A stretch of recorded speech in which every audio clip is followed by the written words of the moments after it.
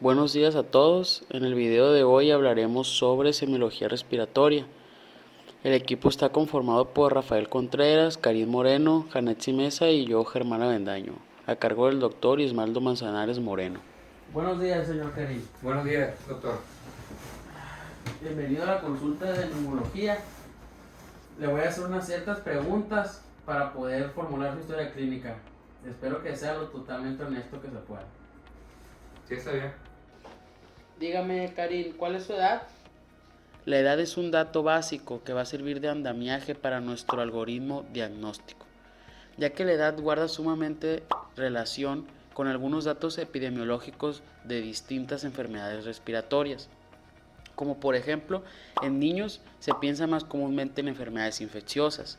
También se sabe que las primeras crisis asmáticas se presentan de los 10 a los 30 años, así como también sabemos que el carcinoma broncopulmonar es más prevalente en poblaciones de 50 a 60 años de edad, así como el EPOC lo hace de los 40 a los 60. Entonces, en base a la edad de nuestro paciente vamos a poder colocarlo en alguna población de riesgo o vamos a poder sospechar de algunas enfermedades que estén más relacionadas con su edad. Dígame, Karim, ¿cuál es su edad? 21 años. ¿A qué se dedica? Otro dato básico que incluso se pasa por alto en algunas consultas médicas, pero sin embargo es clave conocer la ocupación o a qué se dedica nuestro paciente. Hay trabajos los cuales pueden aumentar o ser directamente ellos agentes causales de alguna patología respiratoria.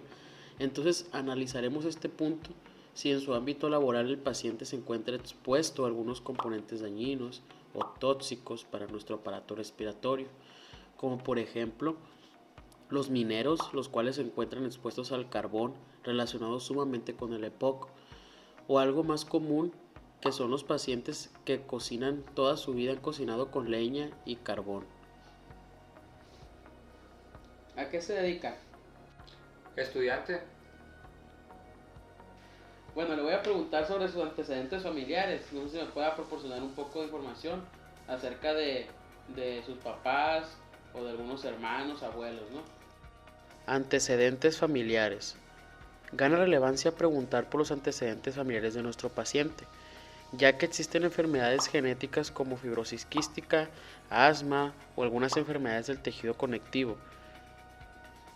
También se pregunta al paciente por enfermedades crónico-degenerativas que presenten sus familiares, como hipertensión, diabetes, etc. No, pues mi mamá creo que hipertensión. ¿Y alguna otra que recuerdes? Pues recuerdo que mi hermano sí tenía asma, periodos muy leves, pero episodios. Pero no, todo tranquilo. No, mi papá no. Está sano. Mis abuelos, diabetes. Mi abuelo. Muy bien. Bueno, en cuanto a sus antecedentes personales, ¿qué otro tipo de enfermedades tiene? Los antecedentes personales. Es fundamental preguntar por todas las enfermedades respiratorias y no respiratorias previas que haya tenido ya nuestro paciente, debido a que la mayoría de ellas tendrá una relación respiratoria. En nuestra consulta debemos preguntar todo el tiempo si en algún momento de su vida han tenido tuberculosis o si han mantenido contacto con alguien que haya tenido tuberculosis. Bueno, en cuanto a sus antecedentes personales, ¿qué otro tipo de enfermedades tiene? Tanto respiratorias como no respiratorias. ¿Ha tenido alguna cirugía mayor? Cuénteme. Pues nomás me han operado de las amígdalas. Lo operaron de las amígdalas. Sí, las tiene grandes. Muy bien. ¿Más o menos a qué edad? No, eso fue hace un año, esto. El 2020 años tenía. Ok.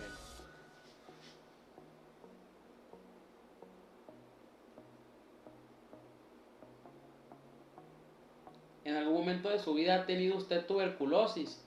¿O ha tenido contacto directo con alguna persona que manifestó tuberculosis? No, no, nunca he tenido. Que yo sepa, no. Bueno, Karim, en cuanto a tus antecedentes sociales, ¿fumas Sí, tabaco? Sí, fumo un tabaco a la semana. Ok. Más o menos desde cuándo comenzaste a fumar. Desde en la prepa, 17 años. Ok.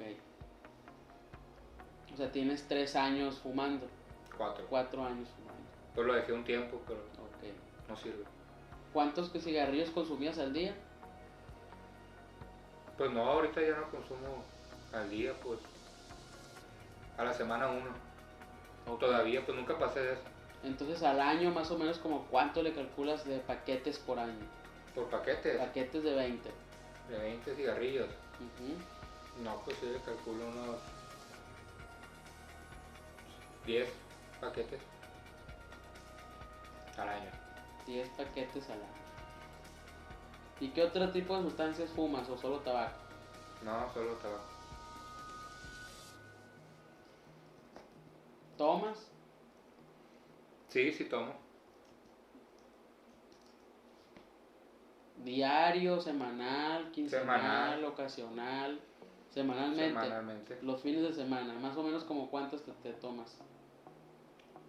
En todo el fin de semana. En todo el fin de semana. ¿Tomas los 3 días del fin de semana? No, pues 2 días, viernes y sábado. 2 días. Ok. No, unos 20.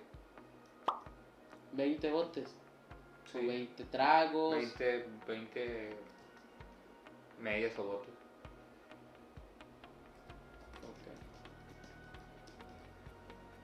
Bueno, Karin, dime cuál es el motivo que te trae a la consulta, cuál es el síntoma inicial que sentiste o el que más te perjudica. No, primero sentí reposa la garganta y luego tos. La tos. La tos no es una enfermedad, sino un síntoma, que es un acto reflejo del organismo que sirve para expulsar los cuerpos extraños o secreciones que pueden irritar los bronquios, la tráquea o la laringe. Los tipos de tos que hay se dividen en función de su duración, en función del sonido que produce y en función de si hay o no expectoración. En función de su duración se divide en tos aguda, subaguda y crónica.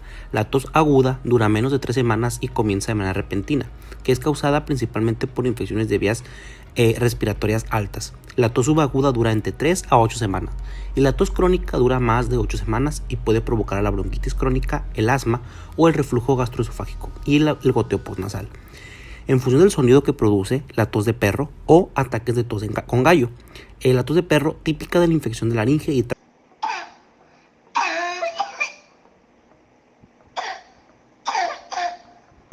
ataques de tos con gallo, accesos de tos en los que la cara sufre enrojecimiento y emite un sonido sibilante y aspirado, típico de la tos ferina. En función de si hay o no expectoración, se divide en tos productiva, tos seca o improductiva o tos seca falsa. La tos productiva produce expectoración con flemas. La causa más habitual es un resfriado o una gripe, pero también la neumonía o la bronquitis. Si la flema es rosada, puede ser una señal de un edema pulmonar. Y si contiene sangre, de una hemorragia. En general, no debe ser suprimida, aunque el médico puede recetar medicamentos expectorantes o mucolíticos. La tos seca o improductiva, sin flemas, la causa irritativa por faringitis, alergia, asma, humo de cigarrillos y se calma bebiendo abundantes líquidos y si es preciso con medicamentos antitusivos. Y la tos seca falsa no se logra expectorar y se produce la deglución de la flema. Tos y tosilla, machín, todo toso. Me dan ganas a veces. Pero como que se me controla, pero vuelve en la noche, como que vuelve y así. Ok. ¿Y es una tos con flema o es una tos seca? Seca y a veces con flema. Varía. Varía ya.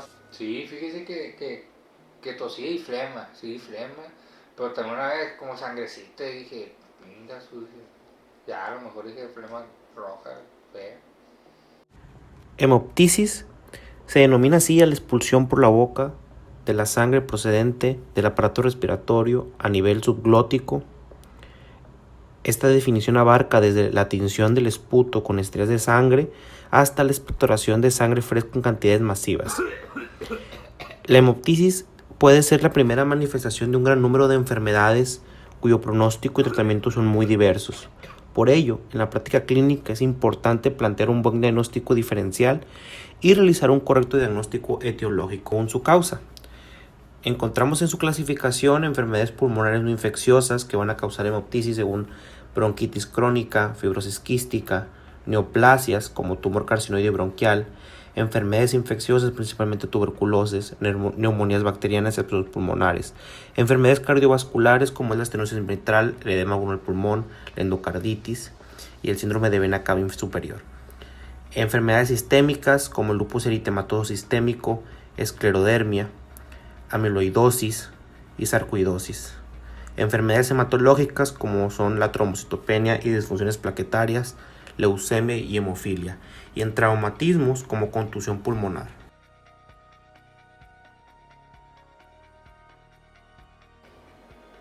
¿Y esa era diario o le No, salía cada- no, una vez nomás me pasó. Ah, solo le pasó una vez. Sí, 2 veces, eso es a lo mejor.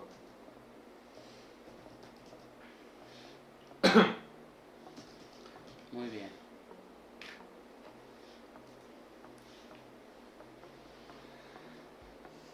Dígame, Karim, ¿qué más ha sentido? ¿Qué le ha pasado? No, pues también siento que como que me tapo, que batallo así para respirar. Disnea. Se define como la sensación subjetiva de falta de aire. Esta puede ser de pequeños, medianos o grandes esfuerzos, paroxística, continua o en reposo, y ortopnea. Es importante evaluar la disnea del esfuerzo de acuerdo a los hábitos de ejercicios de nuestro paciente. Este síntoma puede presentarse en padecimientos respiratorios, cardiovasculares, hematológicos, neurológicos, metabólicos o incluso tener un origen psicológico. La disnea representa un mecanismo compensatorio para corregir fisiológicamente la hipoxia. La disnea puede ser un síntoma de insuficiencia respiratoria de tipo ventilatorio por falla a nivel del sistema neuromuscular que controla la respiración. Puede también ser un síntoma de la insuficiencia respiratoria por restricción del campo pulmonar, como en caso de neumotórax, derrame pleural, alteración en la difusión de gases a través de la membrana alveocapilar, trastornos en la composición de gases como en casos de acidosis, etc. Dígame, Karim, ¿qué más ha sentido? ¿Qué le ha pasado? No, pues también siento que como que me tapo, que batallo así para respirar. ¿Siente el pecho apretado o algo? Ándale así, apretado y así. Como batallando así para... Me esfuerzo más.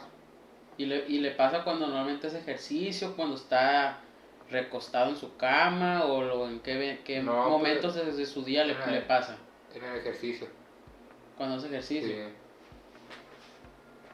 Y desde que empezó la tos, ¿le ha dolido el pecho o qué más le ha pasado?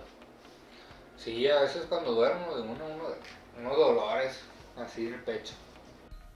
A este síntoma le estudiamos el sitio en el que se encuentra, si la aparición fue paulatina o brusca, si se irradia. En caso de que la respuesta sea sí, preguntar a dónde se irradia, qué tipo de dolor es, si es una molestia vaga, sensación de ardor o incapacitante, es continuo o se calma. Si se calma, preguntar los factores que lo disminuyen o en su defecto los factores que lo aumentan. ¿Le da dolor? Sí, dolor, así ¿En es. qué momento me dijo? Cuando duermo, a veces cuando estoy acostado, dormido, me despierta. ¿Y a los cuántos minutos se le va? No, tranquilo, que así de que, ay, y 2 minutos, 3 minutos, 4. Ok. ¿Es fuerte dolor del 0 al 10? ¿En qué posición? No, 6, Un 6. lo aguanto. Bueno, señor Karim, pues lo vamos a inspeccionar, no sé si nos dejaría hacerlo. Le vamos a auscultar, le vamos a palpar para ver qué anomalías podemos encontrar, le vamos a hacer una exploración física. Sí.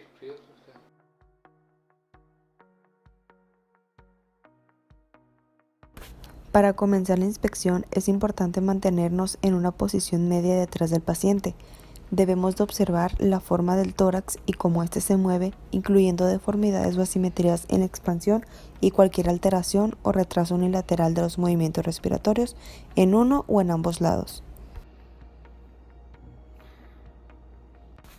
Conforme palpamos el tórax, nos debemos enfocar en las zonas que presentan hipersensibilidad o equimosis, expansión respiratoria o frémito. Para identificar las zonas hipersensibles es necesario palpar con cuidado cualquier zona donde el paciente manifieste dolor y muestre lesiones o equimosis visibles.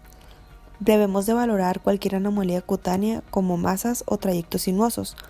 Para la prueba de expansión torácica tenemos que situar los pulgares a nivel de la 10ª costilla a ambos lados, sujetando con los dedos de manera laxa la cara externa de la cara costal y en paralelo. Le pedimos al paciente que inhale profundamente mientras observamos la distancia entre los pulgares conforme se paran durante la inspiración, percibiendo el rango y la simetría de la caja costal conforme se expande y se contrae. Debemos tener en cuenta que los frémitos son las vibraciones palpables que se transmiten a través del árbol broncopulmonar a la pared del tórax cuando el paciente está hablando. Por lo general, estas suelen ser simétricas y desaparecen debajo del diafragma. Para detectar los frémitos usamos la región hipotenar de la mano mientras pedimos a nuestro paciente que repita las palabras 99 o 111 y debemos utilizar ambas manos para palpar y comparar las zonas simétricas sobre los pulmones para así lograr identificar y localizar cualquier zona de aumento, disminución o ausencia de frémito. Si el frémito es débil, tenemos que pedirle al paciente hablar con mayor volumen o con una voz más grave. La percusión de los pulmones se efectúa principalmente con el método indirecto, o sea, usando el dedo medio de una mano como plexímetro y el dedo índice o medio de la otra mano como percutor.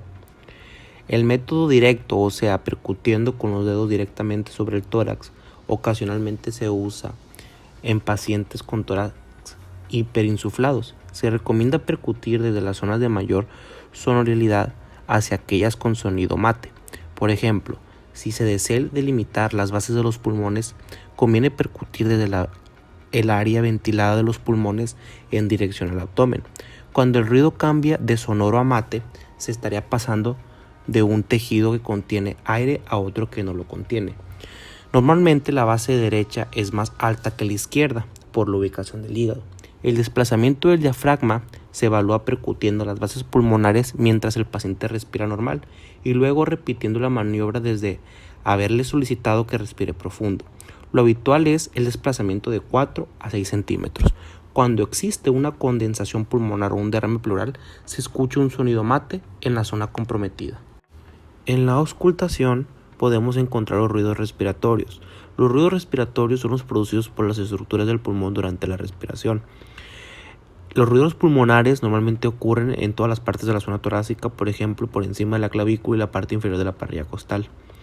La disminución o ausencia de los ruidos respiratorios puede significar aire o líquido alrededor de los pulmones, como la neumonía, insuficiencia cardíaca o derrame pleural, e incremento del grosor de la pared torácica, al igual que la demanda de una parte de los pulmones por un efisema o disminución del flujo de aire de una parte de los pulmones.